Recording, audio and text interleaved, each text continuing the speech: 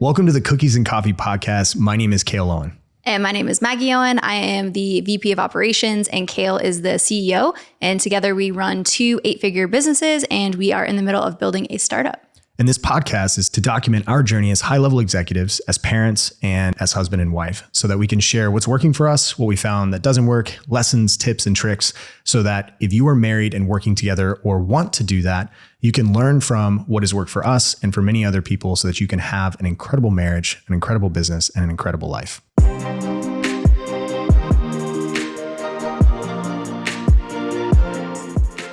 All right, we are back with another episode. Today is going to be a little bit different. We didn't really have a major topic today that we want to talk about, but thought about something that may be beneficial for some people as they look forward to marriage or they're in a marriage and they want to have a better marriage. One of the best ways to think through decision making is to actually think about, instead of trying to figure out all the things that you should be doing, let's look at all the things like, what do you not want to do? And sometimes work backwards. And so this episode, we're going to talk about kind of the reasons why people get divorced, because the divorce rate is fairly high. I believe the stat that I saw in a recent article I was reading was 41.2% of first marriages end up in divorce. 60% of second marriages end up in divorce, and 90% of third marriages end up in divorce, which is astounding. Not surprising on the second and third marriages, because if you've already opened that door, then it becomes very easy to just do it again. Yeah. And there's also baggage and stuff that comes with the first one. But thought it was really interesting. And the average age of the average age that people get divorced or file for divorce is the age range of 25 to 39, which is really interesting. The biggest, like the main age is 30 years old. They file for their first divorce. You're so young. So young. It's crazy. Well, we skipped that mark, so just got to make it past 39. We're good to go. But here are the 10 kind of like leading causes of divorce. Number 1 is marital infidelity. And it says that a study from the American Association for Marriage and Family Therapy, as many as 25% of married men and 15% of married women have had extramarital affairs. What was the woman's stat? 15%. That's 15% for both? Yeah. No, 25 and 15. Oh. Yeah. And what's interesting, in another statistic, it said when people gave a reason for filing for divorce, and they could give multiple reasons, lack of commitment was 73%. Infidelity was 55%. Now they could choose both, multiple different options. Yeah. And so I thought that was really interesting. What is some ways, and the way that we can do this today is like hit a topic and then talk about ways to mitigate this. Yeah. So let's talk about this. Yeah. Don't do it. No, I think, from tactical, we've talked about it before, but you don't just fall into bed with someone most of the time. Obviously there's definitely scenarios where people will just go out and do whatever they want. But most of the time, if you shouldn't have got married in the first place. Right.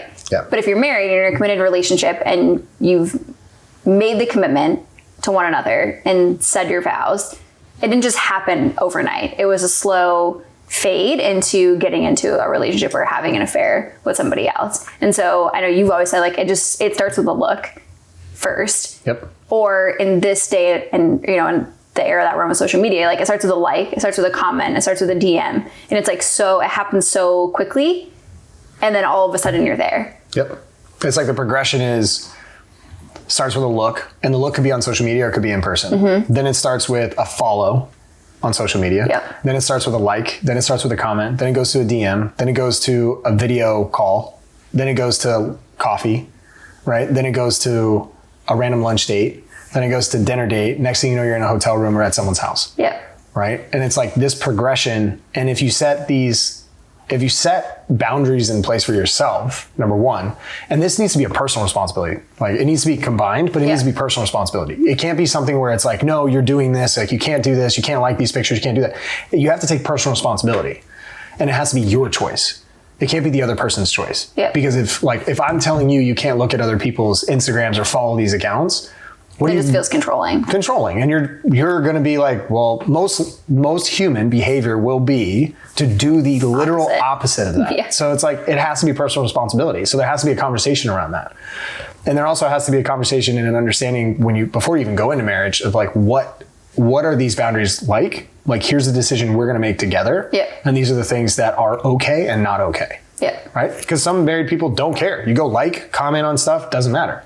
Like for us, no. It's like for me, it's like I would never do that and disrespect you by following a whole bunch of just thoughts on Instagram and then just be liking them or commenting on their pictures, right? Because it's massively disrespectful. Plus, it's not good. It's not right because in my eyes, you're the most beautiful woman in the world, and why would I need to go look somewhere else? Yeah. Right. So that's one thing. I also think it's like it's the biggest simp move ever. So is what it is. But I'd be curious from your perspective as a female because it's slightly different. Like slightly, it could be the same. But I'm just curious from your perspective on that. Yeah, I think, interesting because like previous relationships have been the opposite of a relationship that we have obviously, and, worked out because then we got married. But it was the controlling aspect of like, okay, you can't do this, you can't do that, or not even like explicitly saying it, but not communicating it, but getting upset if I would do something like that, which, every right to do that. But then it would try to like put me in a box of like, okay, and I have to follow like my rules for this relationship.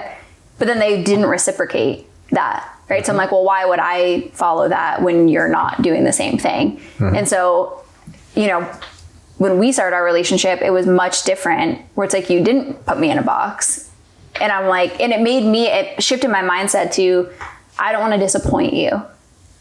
And so I'm going to do everything I can to make this relationship great. So what do I have to do? Like, what are things that I need to do or not do to show up and be respectful and go all in on this relationship? Because you gave me the autonomy to make those decisions myself versus telling me that you didn't want me to like a picture or, post half naked pictures of myself on the internet or whatever the case may be. But because like you gave me that freedom and autonomy to like have that type of relationship, I wanted to go all in on it. And I wanted to show up the best for you and support you in the best way that I knew how. And I would never wanted to show up disrespectful or make it seem like, I could be into somebody else. Leave no doubt. Yeah. That's awesome. That's why you're amazing. What about the people that are not, where it's different? Like maybe someone's in a marriage right now and they're like, we need a reset. Right? Because maybe the guy is liking a bunch of pictures and commenting and doing all this stuff. And he's just passing it off as like, they're just pictures. They're just accounts. Like, what does it matter? Like, I'm with you. Right? But it's bothering the wife. Yeah. I think a couple of things on that. I think we don't, one, like digging into the root cause of why. Like, why are you wanting to do that? Like, first of all, why do you use some time to aimlessly scroll through social media and like a bunch of stuff, right? It's like, what are you doing with your time? It's like, spend it more wisely. And so, but also it's like, they're probably trying to fill a void, whether that's like, they're trying to fill a void as they're not getting something out of the relationship that they're in now, or they're trying to escape from something that they're in now, whether it's like work or the relationship or whatever. And so I think one, having the conversation of like, why do you feel the need to do this? Like, from a female's perspective, I'd be like, well, why is he looking elsewhere for this? Whether he shouldn't be or shouldn't be, like, why is he wanting to do that? Like, what am I not providing to you? What are you missing? Like, what are you not feeling supported on? What connection are we missing that you feel that you want to do that? So if there's something that you're not getting from me, that's how I would approach the situation. Or if it's the other way of like, it's something you're trying to escape, having that conversation too of like, what don't you like about your life now? Like, what is it that you're trying to escape from? Why are you trying to shut off mentally? Why are you trying to stimulate it through social media and looking at other women, if that's the case? Yeah, or whatever it is, right? It's like, why are you trying to use this as an outlet? And how can we channel this into something different? Yep. What's interesting though is that you just have a radical viewpoint of that in today's world, I think, because publicly it's, no, you have to accept me as me. And for a lot of women as well, like if they go about this and they go and present these ideas, it's kind of one of those where you took the stance of first looking inward, taking personal responsibility of, asking yourself the questions of, okay, what is happening in this relationship that's causing him to want to do that, instead of immediately attacking him for doing that. Yeah. That's a big difference. That's a big difference. Huge difference.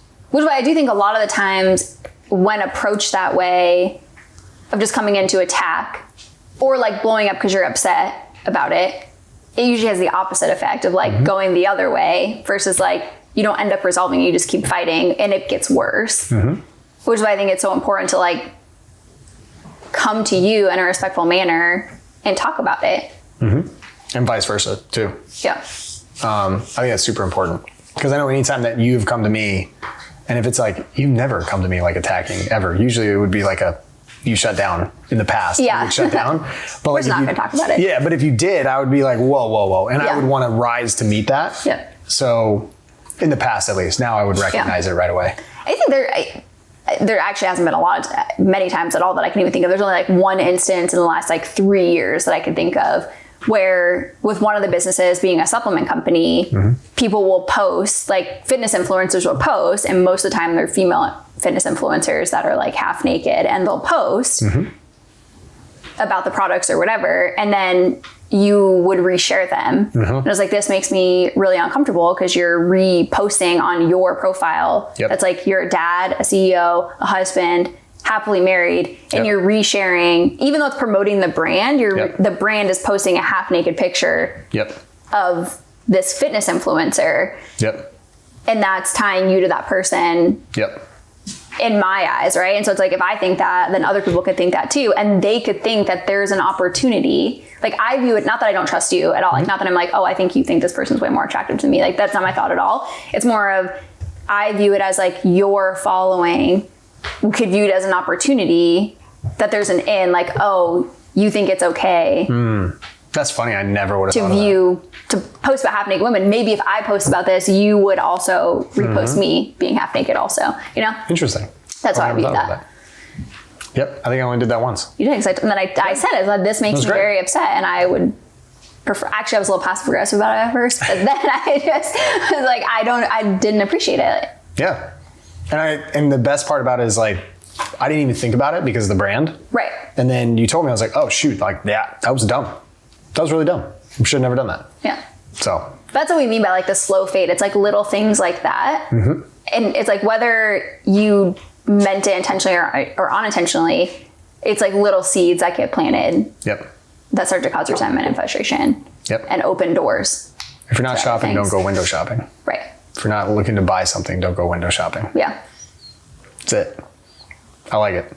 So get together and create these, not rules, but like these understandings of like the boundaries. Go back and listen to our boundaries podcast. Yeah, that's it. Go back and listen to the boundaries podcast. I don't know what episode that was. Okay. Next one is financial disagreements. This is probably a huge one. I see this a lot in the underbelly of randomly seeing stuff on Twitter, Instagram, TikTok, of really, really upset dudes, the alpha males, talking about like how women only want men for security, money, all this stuff. And while that's partially true, there's also an aspect of this where they're like, we give everything we have, all this stuff, woe is me. And they're like, they still leave you in the end. And I think it's really interesting, because they're like, we try to make all the money, we work as hard as we can, but then it's never enough, right? I'm curious.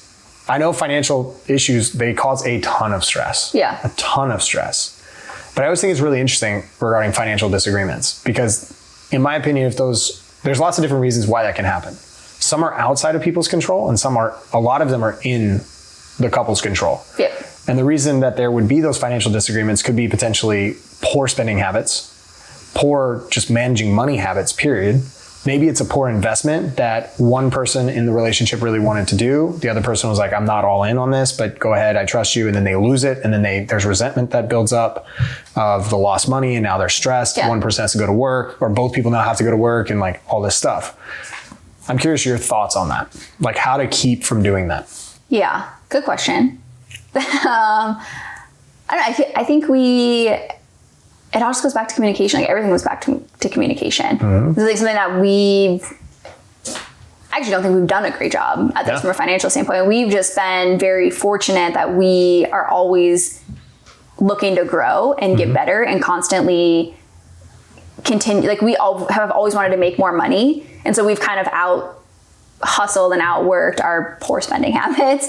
And so, early on, you would try to create a financial box for us. And I've always been like, you're not going to put me in this box. Nobody puts baby in a corner. And so I've always been like, okay, I will go take an extra job, or I will work more shifts. At the time when I first got married, like, I was bartending, right? And so it's like, I'll just go work more shifts or I'll work 2 bartending jobs or a bartending job and something during the day. So I'll work 2 jobs and I'll just work more to make more money to buy the things that we want, versus like, instead of trying to save and like, you know, we tried the envelope system for a long, you tried to have us try the envelope system for a long time, which nowadays it's just so hard because nobody has cash anymore. But I just remember being like, this is just like, I don't want to live like this. I don't want to I don't want to spend money out of envelopes. Like, I don't want to go grocery shopping from an envelope every single week. Like, I just don't want to do that. So I'm going to figure out a way to make more money, or we're going to figure out a way to make more money.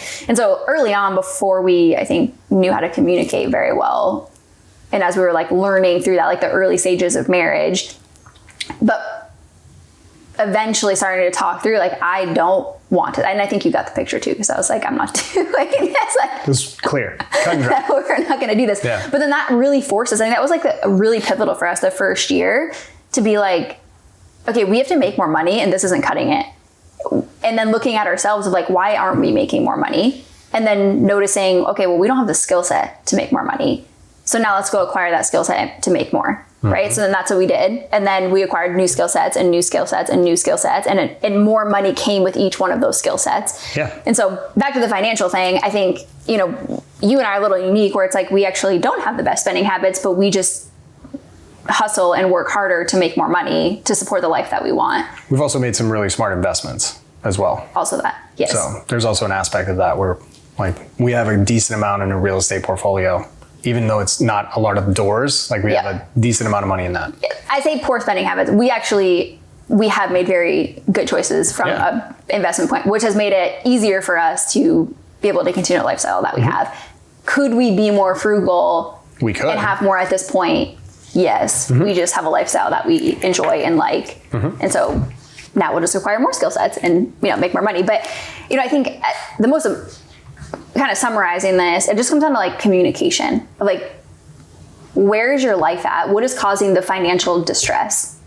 And talking about that, and then figuring out a way, like, well, how can we get out of this? How can we not have financial distress? And what decisions do we need to make, or what skill sets do we need to acquire to be able to earn more money? And I love that, because it's actually, you put stress on me in a good way, not a bad way, in a good way, to, in a way, force me, because I love the fact that you've always from the beginning been like, I'll just work more, I'll do whatever it takes to, if we need to make more money, because the end goal was, we want to be able to do these things. And like, I want to do these things as well.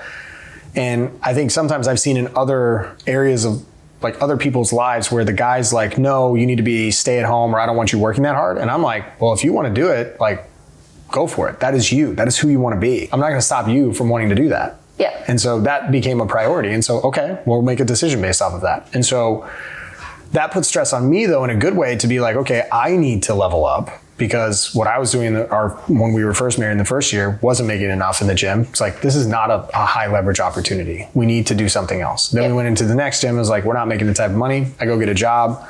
Then we joined Gym Launch, all this stuff. And it's like, that's what skyrocketed what we had. But each time it was a push of like, I need to, in a way, keep up with you from your desire, but also I have a desire to take care of the family. Yep. Right. And I love it too, because we have a balance, and the communication is really key. We have a balance of like, yes, we want to make more money, but there's also the balance now of kids and everything else. It's like, we could go and try to do way more things.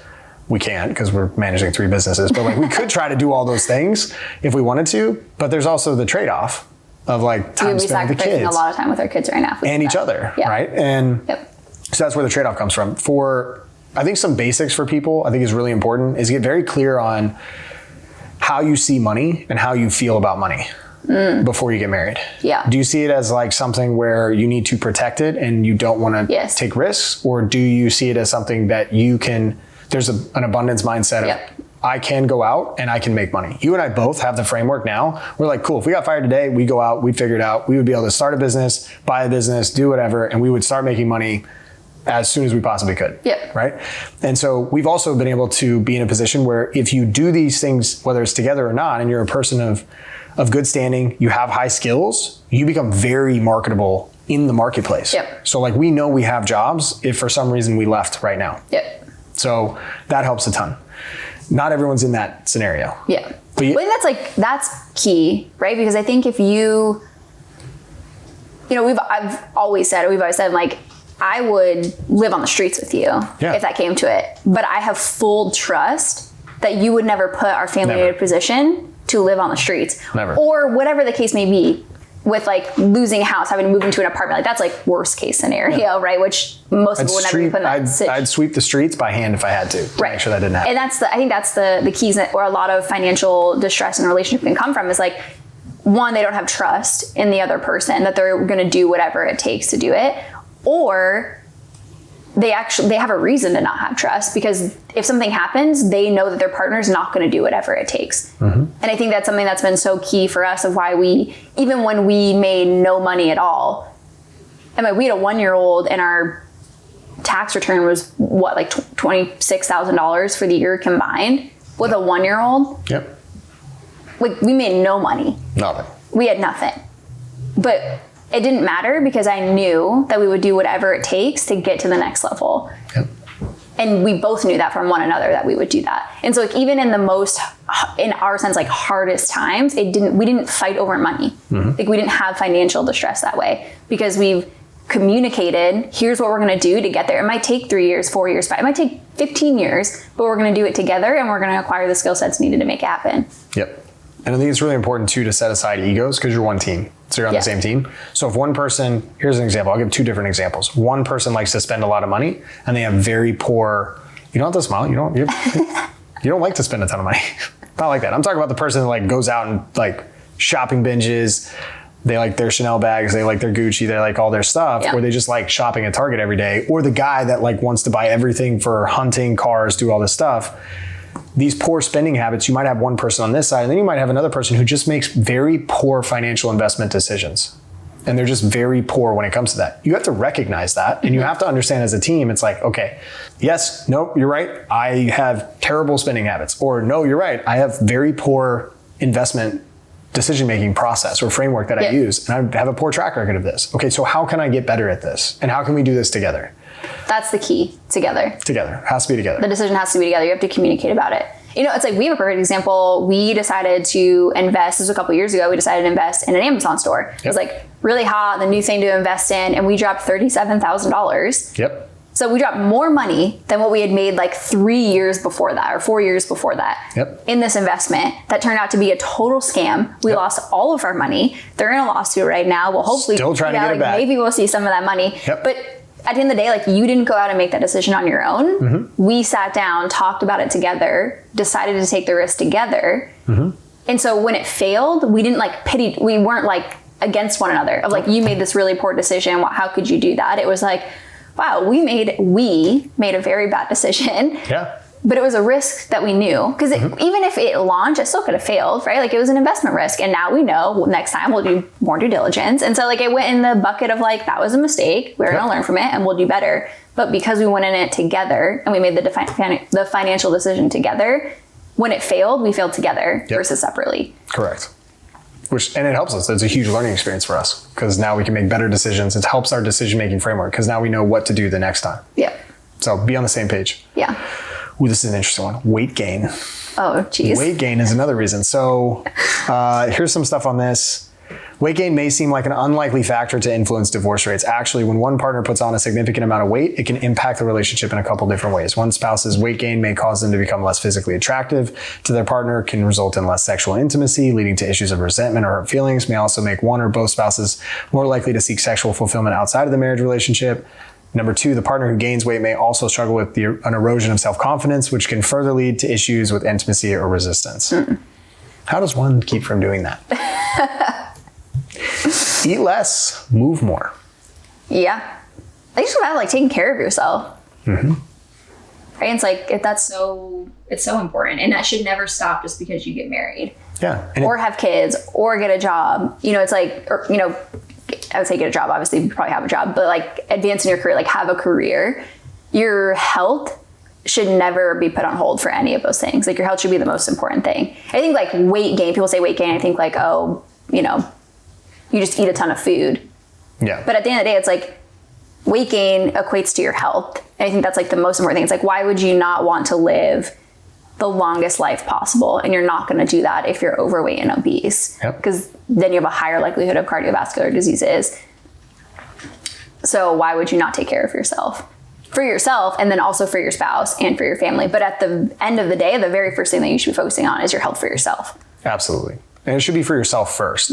But here's the thing. I'm also going to challenge that, where I don't really care what reason it is. If you're unhealthy, I don't care what reason you have to think of to get you to become healthy and to develop those habits. I don't care if it's you have this erosion of self-confidence, you feel like your spouse is going to leave you. I don't care what motivation you need. Just do it. Like, use whatever you need to get you moving. Like, anger is an amazing motivator. So is joy, or like going towards pleasure. That's a great motivator. They both, pain and pleasure, they both are great. Yeah. But use whatever you need to do it and make it happen. Like, for all the dads out there, like, the dad bod is not cool. Like, it's not cool. It's also not healthy. So try not to do that. Why don't you work out a little bit more? Be a better example for your kids if you can. I understand, like, you're working, you're doing all this stuff. And it takes time. Well, like, this is the hard part. This is why it's so much easier to sit on the couch and watch football and drink beer and eat chicken wings and pizza than it is to not to say no. You can still sit on the couch, enjoy it, but maybe drink a Diet Coke instead, right? Maybe have one beer instead of 6. Yep. Right? When you go out to eat, why don't you grab a lean steak instead of getting burgers, fries, 3 appetizers, and then a milkshake or dessert afterwards? Yep. And those are the small habits that take place. The thing is that how you do one thing is how you do everything. And so if you start creating more discipline in your life, then you're going to show up better for everyone around you. Yep. So yeah. Why don't we wrap it up on 3 topics? We'll do a part 2. Perfect. We'll do a part 2. Of the rest of them, right? There's 10 of them? Yeah, there's 10. So we'll do a part 2, That's part 3, maybe. Might do 3 of these. I like it. Cool. As always, for those of you that listen, do us a favor, drop a review. Also, let us know what you'd like us to talk about. We run out of topics really easily. So it would be great if you do. Be greatly appreciated. And we will catch you on the next episode. All right. I love you. Love you too.